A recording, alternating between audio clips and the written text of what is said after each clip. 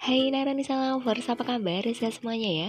Untuk kali ini, tutorialnya apa nih? Kita akan bikin satu cake yang kemarin sempat viral, ada Lekker Holland. Mungkin kalian sama kayak saya ya, pas pertama kali baca namanya, kok agak kebarat-baratan gitu ya, susah nggak sih bikinnya? Nah, tenang, ini prosesnya tidak serumit namanya, dan tentunya bahannya mudah sekali kita dapatkan ya.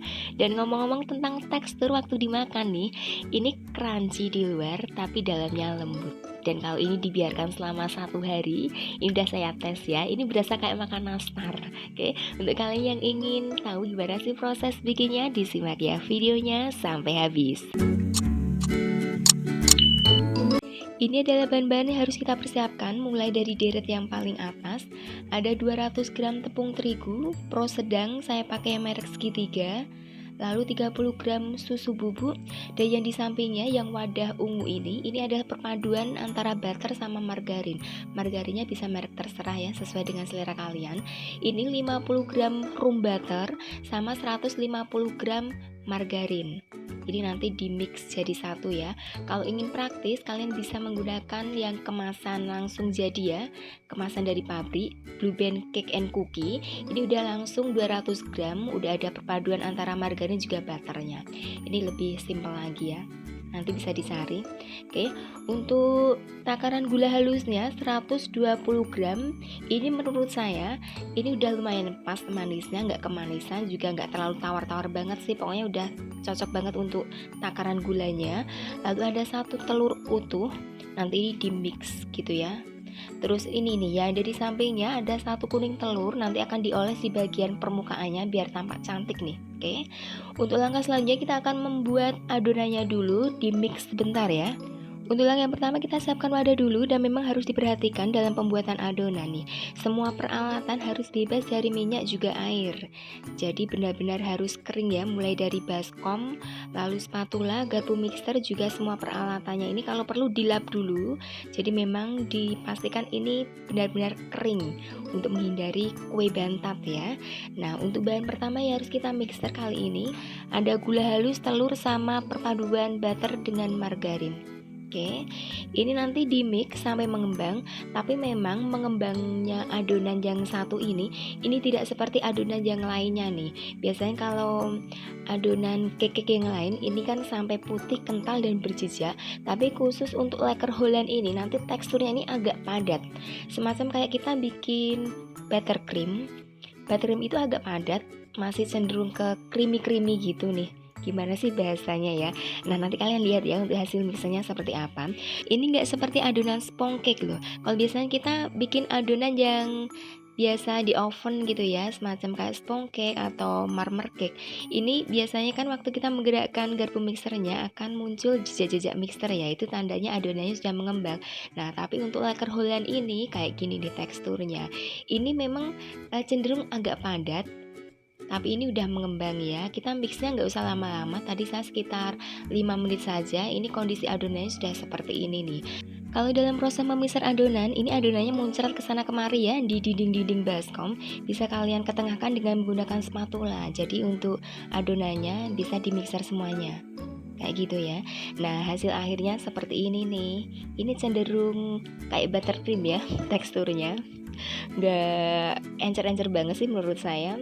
Untuk langkah selanjutnya kita memasukkan bahan keringnya dengan cara diayak ya, susu bubuk dengan terigunya. Ini untuk menghindari bahan kering yang menggumpal, jadi memang harus diayak. Biasanya saya 3 kali tahapan mengayak seperti ini ya. Pakai teknik aduk balik seperti biasanya biar adonannya tidak gampang turun. Dan selagi kita mempersiapkan adonannya, jangan lupa ovennya dipanaskan dulu. Jadi setelah adonan ini siap, ovennya juga siap dimasuki loyang ya. Oke. Untuk mengaduk adonannya dari awal sampai akhir kita pakai teknik aduk balik ya. Untuk kalian yang belum tahu apa sih teknik aduk balik itu, ini semacam kayak menusuk ya. Kita menggerakkan spatulanya semacam kayak ditusukkan ke bawah, lalu adonannya diangkat ke atas, dibawa ke atas nih. Ada juga sebagian orang yang bilang ini teknik lipat balik, tapi sebenarnya hasilnya sama juga sih, kayak gitu ya prosesnya. Oke.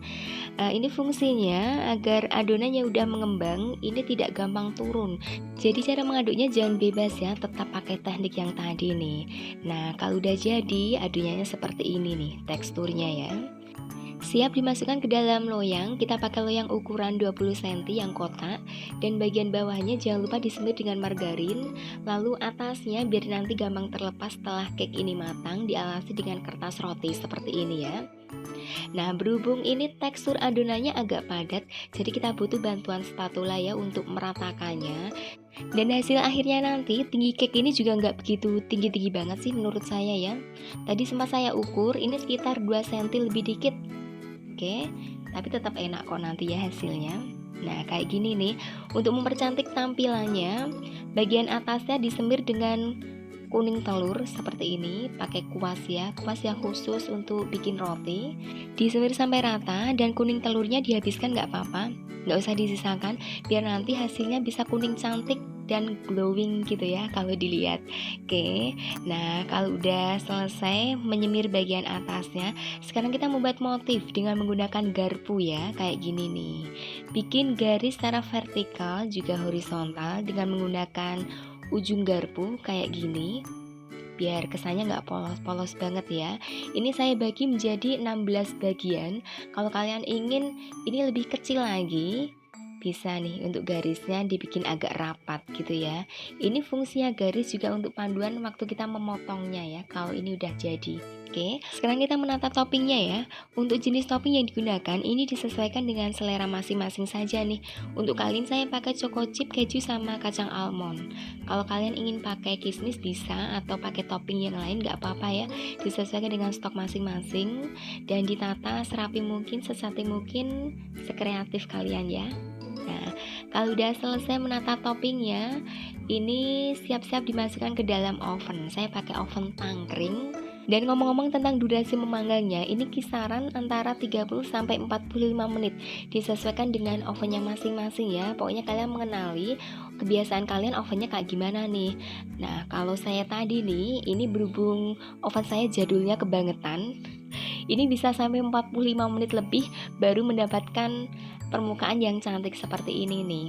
Jadi kalian kenali saja oven kalian seperti apa. Pokoknya nanti pas mengoven kalian bisa ngintip ya di bagian kaca ovennya. Kalau udah permukaannya seperti ini, kisaran antara 30 sampai 45 menit kalian bisa mengangkatnya ya. Jadi nanti durasi mengovennya antara satu orang dengan orang yang lain ini gak akan sama. Seperti itu ya. Nah, jadinya seperti ini. Penasaran kayak saya gimana tekstur bagian dalam? Setelah ini dipotong, sabar ya. Ini permukaannya udah terlihat glowing banget. Ini cenderung crunchy ya. Jadi membutuhkan pisau yang agak tajam juga biar nanti remahannya nggak terlalu banyak waktu kita memotongnya. Untuk bagian atasnya ini kres-kres waktu digigit, dan untuk bagian dalamnya ini lembut kok. Ini kalau dibiarkan selama 1 hari, ini serasa kayak makan nastar ya. Oke, bisa dicoba. Untuk kalian yang suka cake dengan aroma butter juga rasa butter yang kuat, ini bisa dipraktekkan ya. Insya Allah nanti rasa juga hasilnya tidak mengecewakan. Yang suka dengan video ini jangan lupa di subscribe dulu, dinyalakan lonceng notifikasinya juga, biar kalian tidak ketinggalan tutorial terbaru dari Naranisa Cake. Makasih ya atas kesetiaan di channel ini, ditunggu lagi untuk video berikutnya. Sampai jumpa lagi.